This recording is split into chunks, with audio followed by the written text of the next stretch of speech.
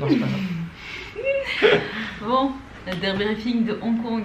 Voilà, notre avis sincère sur Hong Kong. Qu'est-ce qu'on en a pensé? Moi j'ai envie de faire un petit point histoire, géographie. Parce qu'il faut savoir que la Chine, c'est assez particulier en termes de politique, de visa et tout. Parce qu'en fait, la Chine c'est très grand. Mais ça comprend plein de territoires en fait qui techniquement appartiennent à la Chine, mais qui ont leur propre drapeau, leur propre monnaie, leur propre loi. Ils n'ont même pas le même système politique. Et du coup, quand tu te dis bah, tu vas en Chine, en fonction de là où tu vas aller, bah, le visa va pas être le même, ou alors il en faudra ou il en faudra pas. Donc c'est assez compliqué. Ils ont leur propre monnaie, donc c'est le dollar hongkongais. Ouais. Niveau de la langue, ils parlent soit cantonais, donc chinois cantonais, ou anglais. Et ils parlent très très bien anglais. Au niveau des lois, la particularité de Hong Kong aussi, c'est que comment dire, les libertés fondamentales sont respectées. C'est-à-dire que il est dit que les lois de Hong Kong sont en gros les meilleures de l'Asie, qui ressemblent un peu plus à celles de l'Occident. Voilà, parce qu'on sait que la Chine ne respecte pas trop les droits de l'homme, etc. Et à Hong Kong, en fait, on voit que les gens sont pas opprimés par le gouvernement. Ils ont l'air libres, ils ont l'air bien quoi, dans le pays. Et voilà, en fait, c'est ça en fait la petite particularité de Hong Kong. Hong Kong, en fait, donc Hong Kong, c'est vraiment au sud de la Chine. Il y a une partie qui est sur la terre, sur la chaîne continentale, et vous avez après des petites îles. En fait, c'est pas si petit que ça, mais les parties intéressantes sont plutôt petites. Il y a plusieurs îles. Il y a l'île où il y a l'aéroport qui est Lantou Island. Ouais. Ensuite, il y a Hong Kong Island, qui est, je pense, la partie la plus connue, qui est la partie en bas, où il y a le pic Victoria, Dragon's Back, et puis bah, toute la partie avec les grands immeubles. Et c'est là où nous on était logés. C'est là où on était logés. Et ensuite, il y a Kowloon, et c'est là où il y a la Sky 100.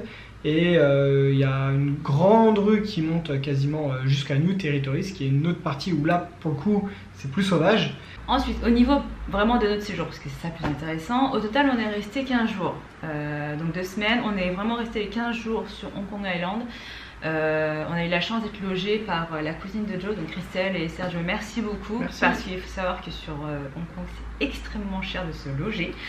Alors, on avait regardé si on avait dû payer nous-mêmes le logement. Donc déjà, loger sur Hong Kong Island paraît très improbable. Donc ça serait plutôt sur Kowloon.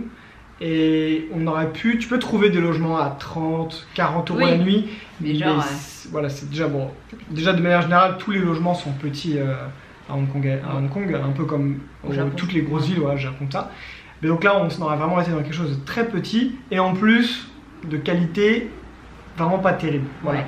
Donc là, ils nous ont vraiment mis bien. Ouais, donc on a vraiment eu de la chance pour ça. Et même si on est resté 2 semaines sur Hong Kong Island, ça restait facile de se déplacer parce que tu fais pas des distances énormes pour aller jusqu'à Kowloon, jusqu'à Lantou Island. Ouais, voilà, les distances sont correctes. Il y a des choses à faire sur chaque île. Voilà, donc en fait, tu peux. Bon, je pense que Lantou Island, c'est peut-être pas la meilleure idée pour loger, mais que ce soit Kowloon ou Hong Kong Island, les deux semblent être une. C'est plus une question de finance, quoi. Mais les deux sont meilleurs, je pense. Donc je vous disais qu'en Chine, les visas en fonction où vous alliez, c'était particulier. Pour Hong Kong, si vous avez un passeport français, vous pouvez y rester 3 mois sans visa. Voilà. Donc tu arrives et voilà, tu as le droit de rester 3 mois. Ouais, et aussi, il faut savoir qu'en Chine, si jamais vous allez en Chine continentale, il faut que vous ayez un billet d'avion entrée sur le territoire et un billet sortie. Il faut donner ton itinéraire au niveau de, qu'on appelle ça là, de l'immigration. Ouais, même si... En principe, ils vérifient pas l'itinéraire, mais ils veulent savoir. Ils veulent te demander. Donc voilà, il y a certains endroits dans la Chine où il faut le faire, dans la Chine continentale, alors qu'en Hong Kong, pas du tout.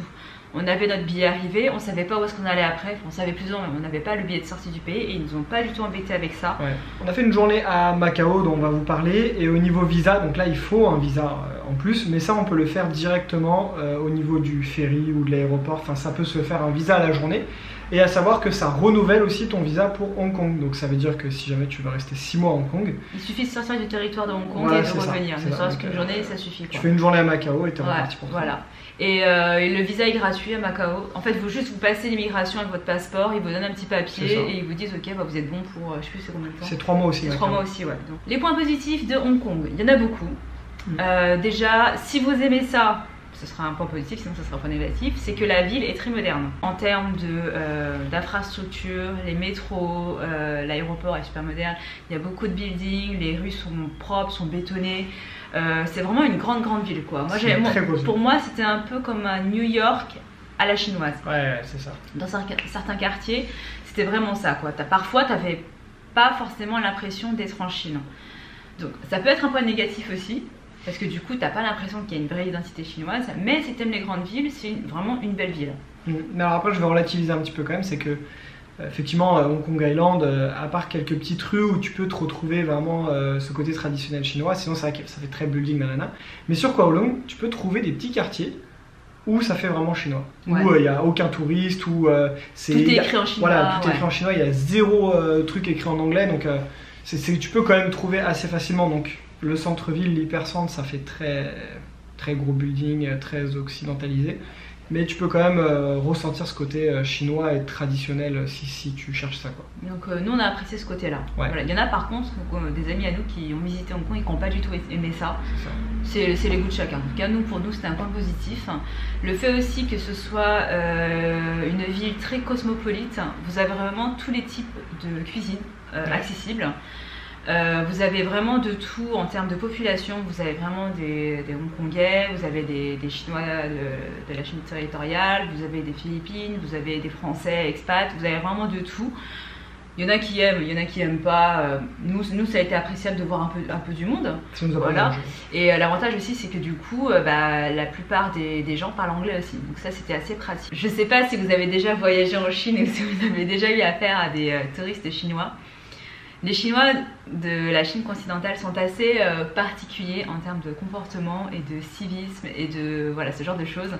C'est juste que c'est pas la même culture. C'est pas la même culture que nous, mais c'est vrai que nous qui sommes occidentaux, on a l'habitude de certaines coutumes, de respect, de vie sociale, ce genre de choses. Et de la part des Chinois, c'est vraiment différent de chez nous. Et quand tu arrives à Hong Kong, tu peux avoir un certain a priori si tu connais pas, et en fait tu arrives et ils sont vraiment, je vais dire normaux parce que les Chinois sont pas anormaux, mais ils sont vraiment comme nous, voire même plus en termes de respect, en termes de discrétion, de politesse, c'est vraiment un cran au-dessus de nous.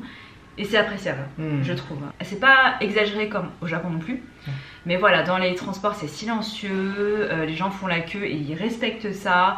Il n'y a pas un déchet par terre. Ils parlent pas très fort. Enfin voilà, je trouve que c'est appréciable de se balader dans ce pays. Ils sont sur des critères qui nous correspondent. Parce que les Chinois de la Chine continentale, ils ont leurs critères à eux. Et eux, ce qu'ils font, ça les dérange pas. Ils sont comme ça. Nous, ça nous dérange parce que c'est pas dans notre façon de vivre. Et les Hongkongais se rapprochent plus de nos critères. Et du coup, c'est pour nous plus agréable, quoi. Tout à l'heure donc on a parlé de nourriture, donc vous avez vraiment de tout. Anglais, beaucoup, parce que Hong Kong était une ancienne colonie anglaise. Vous avez américain, vous avez japonais, coréen, de tout. Tu peux manger tout. Mais la nourriture hongkongaise, donc la nourriture chinoise, franchement il faut goûter. Il faut goûter parce que c'est super bon, c'est vraiment bien fait, ça reste abordable en termes de prix. Et surtout c'est varié.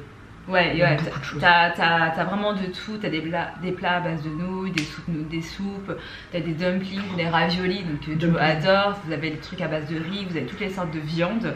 Et c'est vraiment une nourriture qui est très très très bonne. Vous pouvez aller dans les très grands restaurants comme des restaurants un peu plus modestes qui sont très bons aussi. Et vous avez bien sûr les street food. En termes de prix, généralement un plat, tu t'en sors si tu manges vraiment du vrai hongkongais, du vrai chinois, dans les 8 € le plat, je pense. 8-10 € le plat. Oh non, tu peux payer moins cher que ça. C'est ce qu'on a vu la plupart du temps. Non, je pense que sans trop chercher, tu peux manger pour 5 € par personne à peu près. Et après, tu peux monter beaucoup plus. On n'a pas mangé pas souvent ce prix-là, hein, chérie. Pas souvent, mais parce qu'on a fait le choix, mais tu peux manger pour ces prix-là. On va l'entendre, ça. On va l'entendre, ça. Vous entendez la musique, là? Je pense que c'est qu'il y a une poubelle. Ah bah oui. C'est bizarre, c'est ça. Bon, bref. Hong Kong, donc on disait qu'il y avait une variété donc, de plats, de personnes, mais aussi une variété de paysages. Vous avez la partie continentale, donc New Territories et Kowloon, qui est vraiment sur les terres, et là vous avez énormément de montagnes dans le fond, de verdure. Sur les îles, il y a quelques parcs. Il y a quand même une montagne sur Hong Kong Island. Il y a le Pic Victoria, il y a tous ces trucs-là. Et vu que c'est pas une très grande ville, c'est vraiment pas loin en fait. Vous faites un peu de métro ou alors vous marchez un petit peu, vous êtes à la montagne, vous êtes à la plage, parce qu'il y a des plages aussi à Hong Kong qui sont très propres, très bien entretenues. Donc voilà, si vous aimez la nature, faire des randos, des trails, vous êtes vraiment servi. En termes de courses de trail, je crois qu'il y en a beaucoup. En fait, les Hongkongais sont très sportifs. Si vous allez sur Hong Kong Island au niveau des piers, là où on peut prendre le Star Ferry, tout ça, il y a masse de gens qui courent, que ça soit aussi au niveau du Pic Victoria, le Dragon's Back, il y a pas mal de monde, donc les Hongkongais sont très sportifs. Donc il y a des courses tous les week-ends, tout le temps. Vous pouvez chercher sur internet, il y en a vraiment beaucoup. Et par contre, comme c'est pas non plus immense, ça a tendance à souvent être les mêmes parcours, dans un sens puis dans l'autre, avec des petites variations. Mais ce qui est bien, c'est qu'il y en a pour tous les niveaux aussi. Le Pic Victoria, y aller à pied, ça pose aucun problème. Le Dragon's Back, c'est hyper beau et franchement, ça dure quoi 2 heures et t'en prends plein la vue, ça monte pas beaucoup. Enfin, il y a vraiment pour tous les niveaux et ça, c'est cool. Pour se déplacer à Hong Kong, vous avez vraiment toutes les manières de faire. Il y a le métro. Le métro qui est très semblable à celui de Corée ou de Japon. Déjà le métro il est très propre, voilà, il est climatisé, c'est des lignes automatiques, il n'y a pas de problème. Vous utilisez la EasyCard, ça s'appelle EasyCard là-bas? Non, c'est l'Octopus. Ah oui, c'est l'Octopus, mais je crois qu'il y en a d'autres aussi. Mais bon, en fait c'est des cartes que vous allez charger en argent soit au board, soit dans un 7-Eleven. Donc vous pouvez payer vous pouvez payer le métro, vous pouvez payer le bus, vous pouvez payer dans certains magasins, vous pouvez payer au 7-Eleven, vous pouvez tout faire avec ça.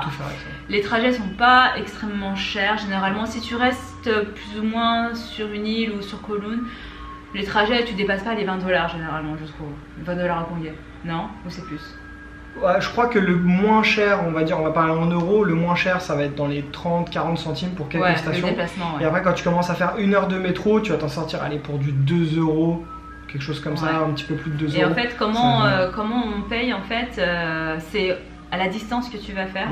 Tu vas rentrer dans le métro, tu vas biper et au moment de sortir tu vas rebiper et en fonction de la distance que tu auras parcouru, c'est là que ça va te débiter en fait. C'est ça. Donc ça c'est super simple, il y a beaucoup de lignes, ça va quand même assez loin. Tu peux rejoindre une autre île via le métro, donc si tu n'as pas envie de prendre le ferry. Le ferry est un moyen de déplacement, si tu veux aller d'une île à une autre. C'est quand même assez rapide parce que les distances sont pas non plus extrêmement longues. Grand max, tu fais quoi, une demi-heure, je crois, quelque chose comme ça. Il y en a assez régulièrement, je crois qu'il y en a même la nuit. Bon, évidemment, c'est pas non plus, c'est moins régulier la nuit, mais il y en a quand même. C'est pas extrêmement cher et ça te permet en plus de visiter un peu la ville. Il y a les taxis. Les taxis, il y a différentes couleurs. Il y a rouge, il y a bleu, il y a je sais plus quoi. Par rapport aux régions où ils ont le droit d'aller. Et c'est vraiment bien fait. Les portes sont automatiques. En Hong Kong, vous pouvez vous fier au taxi, contrairement à la Thaïlande ou au Vietnam où en fait parfois ils peuvent un peu refuser de mettre le compteur ou négocier un peu les prix. Là, il n'y a pas d'arnaque. Tu montes et ils lancent tout de suite. Ouais, il n'y a pas d'histoire là-dessus. Ils acceptent les gros billets généralement. Il y en a certains, tu peux payer avec la carte Octopus aussi. Par contre, faites attention au niveau des taxis. Si jamais vous êtes en train de marcher dans la rue, sur le trottoir, si jamais sur le long de la rue, en fait, du trottoir, il y a deux lignes pleines, le taxi n'a pas le droit de vous prendre à ce moment-là, à cet endroit-là, ou de vous déposer à cet endroit-là. Parce que c'est sûrement des endroits un peu dangereux, parce qu'il y a un tournant, parce que ceci, cela. Donc faites attention, il y a certains taxis qui vont le faire, mais il me semble que normalement tu n'as pas le droit. De toute façon, le mieux pour prendre les taxis, c'est d'aller sur les taxis stand. Donc vous allez voir, les taxis, ils attendent tous à un endroit. Les gens font la queue et hop, tu montes dans le taxi. Il y en a un peu partout, de toute façon tu vas voir, il y a plein de taxis alignés, tu as un poteau, il y a écrit taxi, bah là... voilà, c'est le mieux. On les prend, il y en a au niveau des gares, des grands croisements, ce genre de choses. Autre moyen de transport aussi qui est assez pratique, ce sont les bus ou les tramways. Par contre c'est assez drôle parce qu'étant donné que c'est une ancienne colonie anglaise, ils sont sur 2 étages. Tout est vraiment comme à Londres quoi. Tram on n'a pas pris. Non. Mais bus on a fait, encore une fois le moyen le plus simple c'est tu prends Google Maps, tu dis où est-ce que tu vas aller, il te donne le bus. C'est assez simple. En plus la destination, la direction est tout le temps écrit en fait en anglais. Par contre faites attention au niveau de la circulation, ils conduisent de l'autre côté et ils conduisent un peu assez vite quand même. Surtout les taxis. Les gens, j'ai pas trop fait gaffe mais quand t'es dans un taxi tu sens qu'ils roulent quoi. Ouais, donc ça c'est quand t'es à l'intérieur tu te sens un peu bousculé, même dans les bus aussi, hein, rappelle-toi sur Discovery Bay. Et en tant que piéton, faites attention, traversez pas comme vous avez l'habitude de le faire à la maison, c'est-à-dire vous voyez pas de voiture, vous traversez. Non, surtout pas, parce que ça peut débouler vraiment de n'importe où, parce qu'il y a vraiment des virages un peu partout. Et vu que les voitures roulent assez vite, vous allez vous faire tamponner. Donc voilà, attendez les passages, au niveau des passages piétons que Bum passe au vert. Tous les Hongkongais le font. On a vu pas beaucoup de personnes traverser comme ça. Vraiment respectez les règles au niveau des transports publics. Vous voyez que les gens font la queue pour entrer dans le train, faites-le, découpez pas la ligne, ça ne se fait absolument pas. De toute façon, vous observez, vous voyez qu'il y a une flèche qui apparaît là, vous mettez là. Voilà, vraiment pour descendre et monter dans le train, il y a une manière de faire. Dans les escalators, vous mettez à droite, c'est logique. Mais voilà, vraiment respectez ces règles-là parce que eux, ils le font, donc faut le faire aussi quoi. Un autre point positif qui nous concerne pas trop parce qu'on n'est pas resté très longtemps et qu'on n'y vit pas, il me semble qu'il y a très peu d'impôts au niveau du revenu, au niveau des entreprises, peu ou pas de TVA. Du coup quand tu vas acheter un article en magasin, il sera moins cher que chez nous. Donc ça peut être avantageux si vous voulez vous faire une grosse séance shopping ou je sais pas, vous achetez un iPhone ou quoi que ce soit. Au niveau des distributeurs, on a pris de l'argent, donc contrairement à certains pays où des fois on avait eu une commission bancaire, mais pas de notre banque, directement du distributeur en fait. Quand tu retires, je sais pas, je vais parler en euros, tu retires 200 €, il te dit qu'il va te prendre 205 €. Voilà, donc tu as 5 € de commission de la banque et après derrière tu auras les commissions de ta banque en plus. À Hong Kong, on n'a pas eu ça, pas du tout. Ouais. Zéro commission, on a retiré plusieurs fois et on a fait deux ou trois banques différentes. À aucun moment on a eu des frais de Zéro la banque. problème là-dessus, donc ça c'est cool. Dernier point positif qu'on a pour Hong Kong, et comme il est facile celui-là. Ouais, il est facile, mais bon, on le dit quand même parce que voilà, c'est vraiment très pratique. C'est les combini, donc les 7-Eleven, les Family Mart, Circle K. C'est vraiment si vous avez déjà voyagé en Asie, vous en avez forcément vu. On en a déjà parlé, je crois, en Thaïlande. Pas beaucoup au Vietnam parce qu'il n'y en a pas beaucoup. Mais vraiment Hong Kong, Japon, Corée, Taïwan, c'est vraiment à chaque coin de rue. Ce genre de magasin, c'est vraiment la vie. En termes de... c'est ouvert quasiment H24. Oui, quasiment tous H24. T'as vraiment de tout là-dedans. T'as de l'alimentaire, t'as de l'hygiène. Tu vas acheter du dentifrice à 3 h du mat, ta souris tombe en panne, t'as besoin d'imprimer un document, tu vas acheter une pomme de terre, tu veux du café. Il y a des sous-vêtements, il y a des vêtements, enfin c'est pas non plus énorme. Un parapluie, il n'y a pas beaucoup de choix, mais il y a de tout. Il y a de tout. Et aussi, en plus de ça, tu peux te faire livrer tes colis. Ouais. Amazon par exemple, et aussi déposer des colis pour que le livreur aille le chercher. Ensuite, on va passer au point négatif parce qu'il y en a quand même quelques-uns. Je l'avais cité en point positif, mais ça peut être aussi un point négatif, c'est le nombre de buildings. Ouais. Ils sont quand même assez hauts, à Hong Kong il y en a beaucoup, en fonction des zones, mais il y a quand même des quartiers où il n'y a que ça. Et c'est vrai que ça peut un peu dénaturer, je trouve, l'âme de la ville. Je pense que maintenant il faut se dire que c'est ça l'âme de la ville en fait. La ville est comme ça. Ouais. Mais comme tu irais à Manhattan, ce serait comme ça quoi. Mais je trouve moi plutôt le problème au niveau des buildings, donc c'est que déjà ça peut gâcher la vue. Ouais. Moi je trouve que ça rajoute un charme à la vue, mais il y a certaines personnes qui pourraient dire que ça gâche la vue. Ouais. Et surtout le problème pour moi sur ces buildings, c'est qu'ils sont pas beaux en fait. C'est vrai qu'à Hong Kong, les grands buildings, les grands récents, ils sont beaux, ça va. Ils sont ça va, mais il y en a certains, quand tu vas voir, tu vas aller dans la rue, on va te dire, tiens, ton logement il est là, tu vas regarder le truc, franchement on dirait un HLM quoi. Ouais, il y a beaucoup de bâtiments comme ça qui sont pas beaux de l'extérieur. En fait je pense que c'est parce que c'est un peu ancien. En fait, c'est peut-être le style de la ville. Voilà, c'est ça, mais je veux dire, c'est entretenu, hein, ça fait pas à l'abandon, mais c'est juste que le style fait très ancien, c'est une architecture qui est assez vieille et du coup c'est pas très joli. Comme je l'ai dit aussi en début de vidéo, la ville est très cosmopolite et du coup, c'est vrai que parfois je me sentais pas en Chine quoi. Ouais, en fait le problème c'est que... À part le fait de voir des Hongkongais dans la rue, tu te dis... Tu vois, on va dire par exemple au Vietnam, même à Ho Chi Minh, tu sens que t'es à Ho Chi Minh, tu sens qu'il y a quelque chose, tu vois.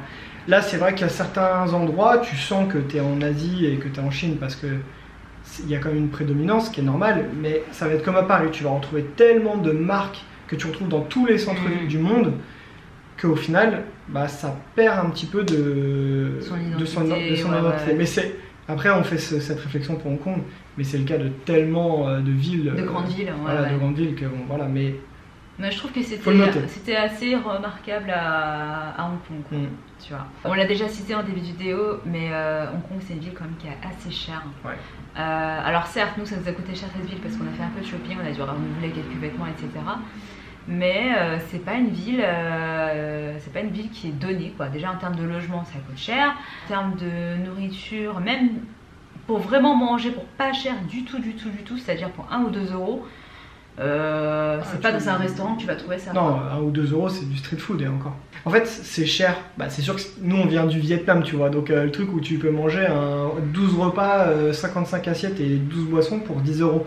Donc je dis n'importe quoi, mais le Vietnam c'est tellement pas cher et après tu passes sur Hong Kong où là en fait c'est pas cher. Enfin, c'est pas plus cher que Paris. En fait c'est pas plus cher que Paris. C'est dans ces ordres de prix, quoi. Mais du coup, ça fait quand même partie des villes les plus chères du monde, il me semble. Pour moi, partir dans un pays, dans une ville où les prix sont équivalents à Paris, c'est cher. C'est cher parce que tu sais que tes 2 semaines de vacances vont te coûter plus cher que 2 semaines à la maison, tu vois. Oui, bien sûr. C'est le principe des vacances, ok, tu dépenses. Mais il faut quand même un budget pour partir à Hong Kong. Ah bah c'est sûr, il faut un budget. C'est pas comme le Vietnam où après avec 300 € sur place, ça passe. Non, c'est pas possible. Après, au niveau des activités, tout ça, bah, si t'es assez malin, les musées tu peux les faire gratuits. C'est gratuit le mercredi, voilà. Ouais. Et après, on a fait Ocean Park qui coûte 50 €, ce qui est le prix d'un parc d'attractions à peu près classique. Et après, tu peux visiter énormément de choses gratuitement. Tous les trails, c'est gratuit. Le métro, voilà, les temples, c'est vrai que c'est gratuit aussi. Le métro, on a dit, c'était pas si cher que ça. Donc, tout dépend ce que tu veux faire. C'est une ville où, en fait, je pense que le bon truc pour résumer cette ville, c'est que c'est la ville des contrastes. Hein. Tu as des buildings, mais tu as du traditionnel. Tu as de la grosse ville, mais tu as des plages et de la montagne. Et pareil, tu peux t'en sortir pour 3 €, comme tu peux dépenser des fortunes sans aucun problème. Donc après, c'est des choix à faire et du budget, selon ton budget. Ouais, mais bon, je pense que si tu as un budget modeste, tu vas peut-être pas à Hong Kong. Autre chose par rapport à Hong Kong, comme je l'ai déjà dit, moi je trouve que c'est pas très grand. On fait vite le tour. Après, j'ai l'impression que toutes les villes qu'on fait, on fait vite le tour. Nous, Hong Kong, 15 jours, c'était très bien. Pour nous, c'était suffisant. Ouais. Mais parce qu'il a plu. Il a plu les 5 ou 6 premiers jours. S'il n'avait pas du tout plu, je pense peut-être qu'il y aura eu quelques jours en trop vers la fin, peut-être. Ouais. Mais là, si vous voulez vraiment des journées pleines de, je sais pas, de 10h à 22h, 2 semaines, au bout d'un moment, vous n'aurez plus rien à faire. Ouais, c'est sûr. Je pense. C'est sûr. Ouais. Mais voilà, il faut prendre en compte cet aléa météo parce qu'à première vue, à Hong Kong, d'ailleurs, vous pouvez trouver sur le Play Store Android des applications pour la météo de Hong Kong qui sont très très bien faites, très précises, parce que la météo est assez capricieuse. Ouais. Ça, c'est un autre point négatif. Hein. Ouais. Parce que tu peux avoir des fortes températures. D'ailleurs, ça peut être assez très chaud, très déplaisant. Mais à côté de ça, tu peux aussi avoir vraiment du froid. Alors évidemment, vous n'allez pas avoir de la neige avec des températures négatives, mais il peut faire froid, humide pendant plusieurs jours, comme on en a eu. Il y a des typhons à Hong Kong. Bon, il n'y en a pas non plus toutes les semaines, hein, mais je crois qu'ils sont touchés par un typhon plusieurs fois par an quand même. Hein. Ouais, à certains niveaux, ils peuvent avoir des pluies, mais genre des rivières qui coulent. Ils ont carrément des couleurs, genre je crois qu'il y a pluie pourpre. C'est genre le niveau 1, ils vont continuer à travailler. Et genre le niveau pluie noire où c'est impossible, tout le monde est confiné à la maison. Personne travaille. Et ça, c'est vraiment sur toute la ville. Quoi. À première vue, vraiment, l'accessoire indispensable à Hong Kong, c'est le parapluie. Donc, soit pour te protéger du soleil, soit pour te protéger de la pluie. Et de toute façon, on a eu le cas, on l'a vraiment vu, parce qu'on a eu de la pluie et du beau temps. Les gens ont toujours un parapluie avec eux. Ouais, même 3 gouttes, ils sortent le parapluie. Ouais, c'est un truc de ouf. Donc, au final, Hong Kong, nous, on a aimé. Moi, j'ai beaucoup aimé. Franchement, j'ai vraiment beaucoup aimé parce qu'il y a une palette de choses à faire et de possibilités qui est assez grande. Moi, c'est vraiment l'aspect que j'ai aimé de Hong Kong, c'est que tu peux faire énormément de choses. Après, tu fais énormément de choses, mais ça reste quand même urbanisé, je trouve.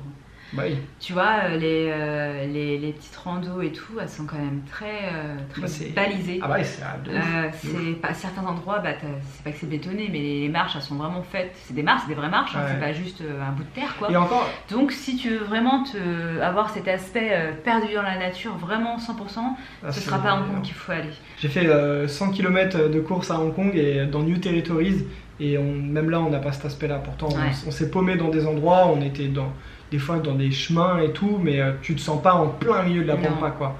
Donc si t'aimes pas la ville de manière générale, l'urbanisme, voilà, c'est sûr que c'est pas la bonne destination. Faut pas y aller, ouais. C'est pas la bonne destination. Donc voilà, nous on fait ce qu'on a pensé de Hong Kong, on a aimé, mais on n'est pas tombé amoureux de cette ville. Enfin, en tout cas moi c'est mon cas. Donc voilà, ce qu'on en a pensé. Il faut aller à Ocean Park. Parce que c'est trop bien, à part s'il y a du monde. Mais nous, il y avait personne, c'était très bien. Ouais, franchement, ça vaut le coup ce parc. Même avec du monde, je pense que ça vaut le coup. On espère que vous avez aimé les 2-3 vidéos qu'on vous a postées. C'est vrai qu'on n'a pas énormément le filmé au final parce que il y a des moments où on ne faisait pas grand chose de nos journées. Surtout avec la météo, quoi. Tout part de là, quoi. De là, et puis on était aussi en famille, donc on voulait passer du moment avec eux. Si jamais vous passez sur Hong Kong et que cette vidéo vous a aidé, n'hésitez pas à mettre un petit commentaire pour nous dire tout ça, ça fera plaisir. Et puis si vous voulez nous soutenir, n'hésitez pas à vous abonner. Et sinon, on se dit à très bientôt pour un prochain voyage. Tchou!